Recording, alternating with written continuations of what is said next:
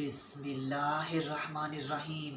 Ladies and gentleman, अस्सलामुअलैकुम वरहमतुल्लाहि वबरकातुहू।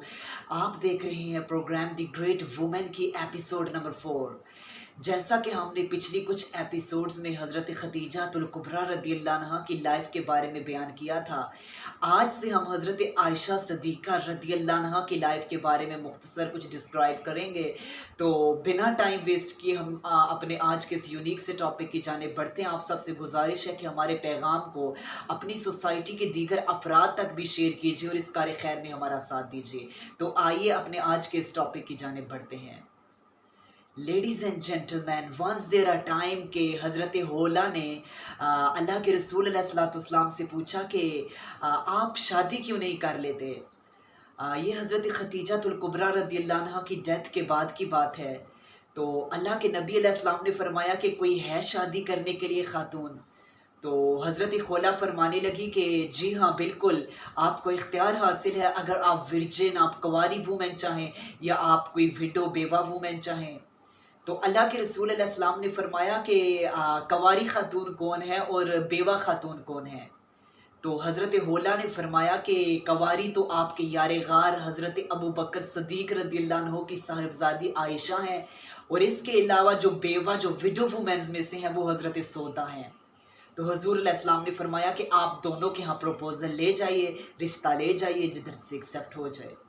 तो इसके बाद हज़रत खोला यार गार हज़रत अबू बकर सदीक रदियल्लाहु अन्हु के घर जाती हैं। उधर जाकर हज़रत आयशा रदियल्लाहु अन्हा की जो मदर थी उम्मे रोमान, उनसे मुलाकात करती हैं और उन्हें बताती हैं कि अल्लाह के रसूल अलैहिस्सलाम ने आपकी प्यारी साहबजादी आयशा के लिए मैरिज का पैगाम, निकाह का पैगाम, प्रपोज़ल भेजा है। तो क्या राय है आपकी। इस पर उम्मे रोमान फरमाने लगी कि अभी तो आयशा के बाबा जान अबू बकर सदीक घर पर नहीं है, तो जब वो घर पर आ जाएं तो मैं उनसे कुछ सलाह मशवरा करूंगी, उनसे सजेशन लूंगी, उनसे डिस्कस करूंगी, तो जो उनकी राय हो। तो इस मौके पर हज़रत खोला घर वापस जाती हैं। जब कुछ मोमेंट्स के बाद, कुछ लम्हों के बाद दोबारा वापस आती हैं, तो इस मौके पर जारगार हज़रत अबू बकर सदीक रदियल्लाहु अन्हु घर पे थे।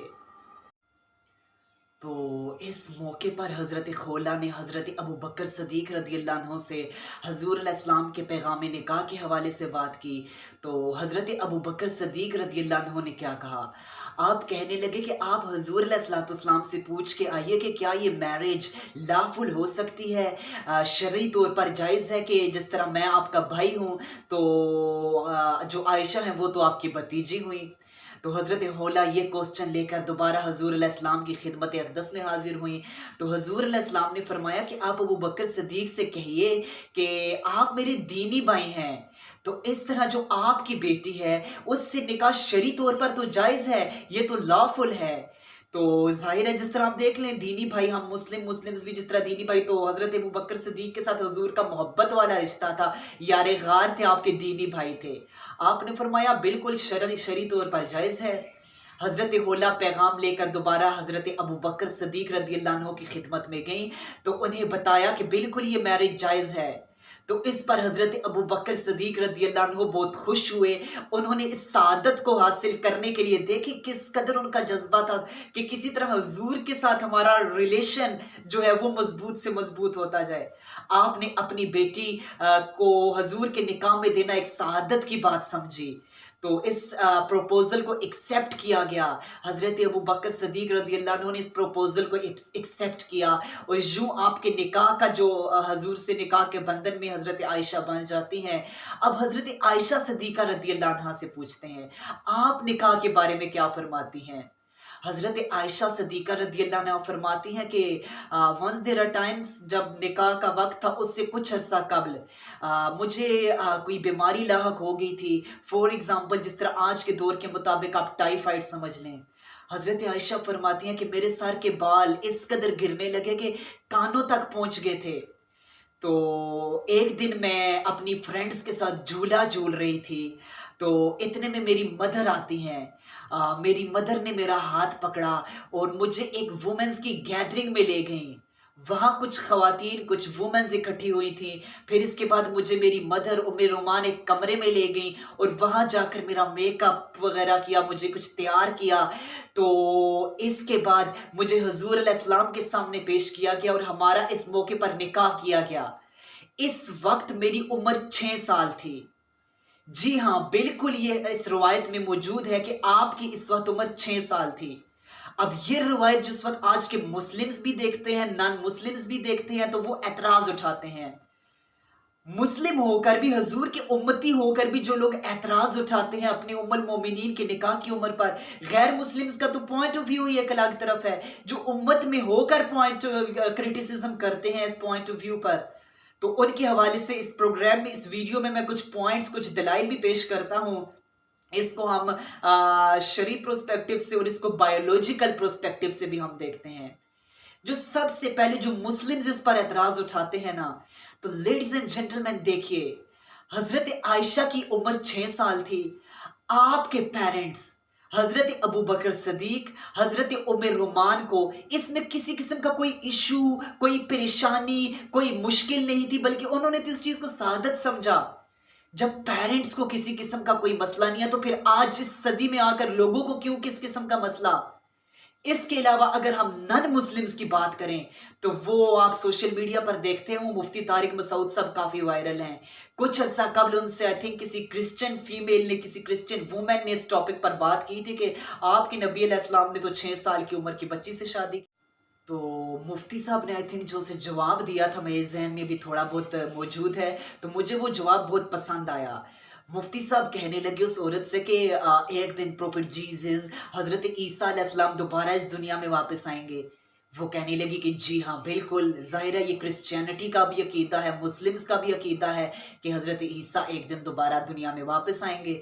تو مفتی صاحب نے ان سے کہا کہ جب حضرت عیسیٰ واپس آئیں گے, تو اگر حضرت عیسیٰ آپ کے گھر آ جاتے ہیں, آپ کی بیٹی اس وقت 6 سال کی, 7 سال کی, 8 سال کی, 10 سال کی ہو, اور وہ آپ سے اپنے حضرت عیسیٰ اپنے لیے پروپوزل, اپنے لیے رشتہ مانگ لے آپ کی بیٹی کا, تو آپ کا کیا ری ایکشن ہوگا اگر آپ کی بیٹی چھوٹی بھی ہو.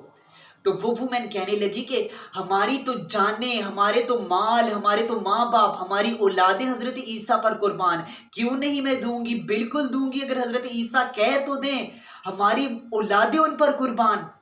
تو پھر دیکھیں اگر وہ اپنے نبی سے اتنی محبت کرتے ہیں, تو پھر حضرت ابو بکر صدیق کا کیا عالم.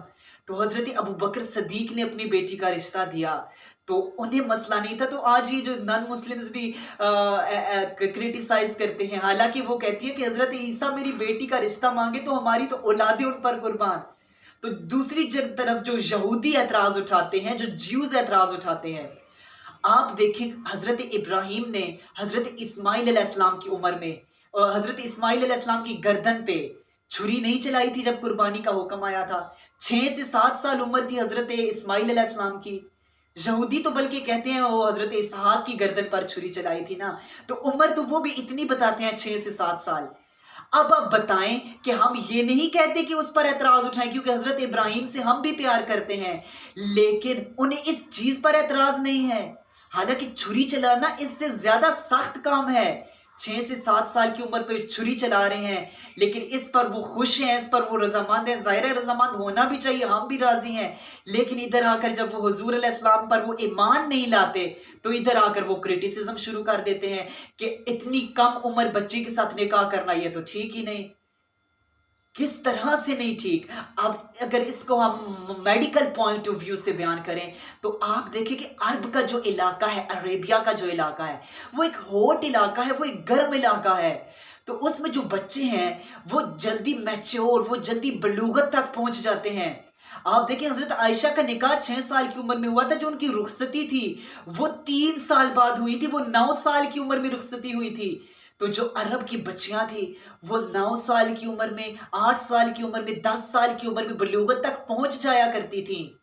آج کے اس ماڈرن ورلڈ میں بھی آپ دیکھ لیں تو کیوں نہیں ہمارے ہاں بھی بچیاں بلوغت تک, جو بچیوں کی عمر ہے میڈیکل پروسپیکٹیو کے مطابق وہ 9 سال سے لے کر 11 سال, کبھی 12 سال بھی ہو سکتے ہیں, 12 سال تک بچی بالغ ہو جائے گی. اب اس کے بعد پیرنٹس کی رسپانسبلٹی کیا ہے. اس سے ہمیں ایک یہ سبق بھی ملتا ہے کہ جب آپ کی بچیاں, جب آپ کے بیٹے بھی بلوغت کی عمر کو پہنچ جائیں تو پہلی رسپانسبلٹی آپ کی یہ ہے کہ آپ ان کے نکاح کا فوری طور پر ارینجمنٹ کریں، ان کی شادی کے لیے کوشش کریں، ان کی شادی کے لیے کوشش کریں، نہ کہ ان کی P H D M Phil کے لیے پہلے آپ اپنا ذہن بنائیں۔ M Phil P H D کرنے تک ان کی ایجز کہاں تک پہنچ جائیں گی۔ اور آج جو سوشل میڈیا کا دور ہے، آج آپ دیکھ رہے ہیں ہر طرف جو گند بھرا پڑا ہے ہماری سوسائٹی میں، ہمارے بچے بچیاں دیکھ لیں آپ لائفز میں تو آپ بخوبی جانتے ہیں اس چیز سے۔ تو ہمیں حضرت عائشہ کی میرج سے یہ بھی سبق ملتا ہے کہ ہمیں اپنی بچوں کی شادیاں بلوغت کو ریچ کرنے کے بعد ان کا سب سے پہلے انتظام کرنا چاہیے کہ ان کی ہم جلد سے جلد شادیاں کر دی جائیں، ان کے ہم نکاح کے لیے ارینج۔ میں اکثر یہ بات سوچا کرتا ہوں کہ آج کے مسلمز کو حضرت عائشہ کی شادی کی ایج میں تو پرابلم ہے، لیکن آپ دیکھیں کہ جو ہمارے ہاں سوسائٹی میں ہو رہا ہے، بچیاں شادی سے قبل پریگننٹ ہو رہی ہیں، جو شادی سے قبل وہ ڈیٹس پر جا رہی ہیں، شادی سے پہلے جو کچھ حال ہو چکا ہے آپ سب جانتے ہیں، آپ سب کچھ جانتے ہیں۔ اس پر ہمارے پیرنٹس کو، ہمارے سوسائٹی کو اعتراض نہیں ہے، اس پر ہماری سوسائٹی کو شرم نہیں آتی، تو ادھر وہ حضرت خدیجہ کی عمر پر آ کر کرٹیسزم کرتے ہیں۔ اور دوسرے نمبر پر جو کرسچنز اعتراض اٹھاتے ہیں، نان مسلمز اعتراض اٹھاتے ہیں۔ آج یو ایس اے میں، امریکہ کی بہت سی سٹیٹس ایسی ہیں جدھر 8-8 9 9 سال کی بچیوں کے ہاتھ میں بھی بیبیز پکڑے ہوئے ہیں۔ آپ امیجن نہیں کر سکتے، کیونکہ وہ جلدی ادھر اکثر سٹیٹس میں جلدی بچیاں بالغ ہو رہی ہیں، امریکہ کی اکثر سٹیٹس ایسی ہیں۔ آپ کا کبھی چکر لگے تو آپ ادھر دیکھ سکتے ہیں کہ چھوٹی چھوٹی بچیوں کے ہاتھ میں بیبیز اٹھائے ہوئے ہیں، تو اس چیز پر ہمیں شرم محسوس نہیں ہوتی۔ تو حضرت عائشہ کی عمر پر ہم کرٹیسزم کرتے ہیں، ہم اعتراض کرتے ہیں، ہمیں ایسا نہیں کرنا، وہ ہماری ماں ہیں، انہوں نے جو کیا ہے اس پر اللہ تعالیٰ کی طرف سے بہت بڑی حکمتیں پوشیدہ ہیں، اور وہ میچیورٹی بلوغت کی عمر کو ریچ کر کے ان کی رخصتی ہوئی ہے۔ اس کے بعد حضرت عائشہ صدیقہ رضی اللہ عنہا کا حضور علیہ السلام سے نکاح ہو جاتا ہے۔ حضرت عائشہ فرماتی ہیں کہ حضور علیہ السلام نے مجھ سے کہا کہ اے عائشہ، نکاح سے قبل ایک فرشتہ میرے پاس 3 رات تک آتا رہا، اس کے پاس ایک سلک کا کلاتھ کا پیس ہوتا تھا، اس میں ایک فیمیل کی تصویر ہوا کرتی تھی، وہ فیمیل آپ تھی، اور مجھے بتایا گیا کہ یہ آپ کی وائف بنے گی۔ اس کے بعد حضرت عائشہ صدیقہ رضی اللہ عنہا اور حضور علیہ السلام کی میریٹل لائف کا آغاز ہوتا ہے۔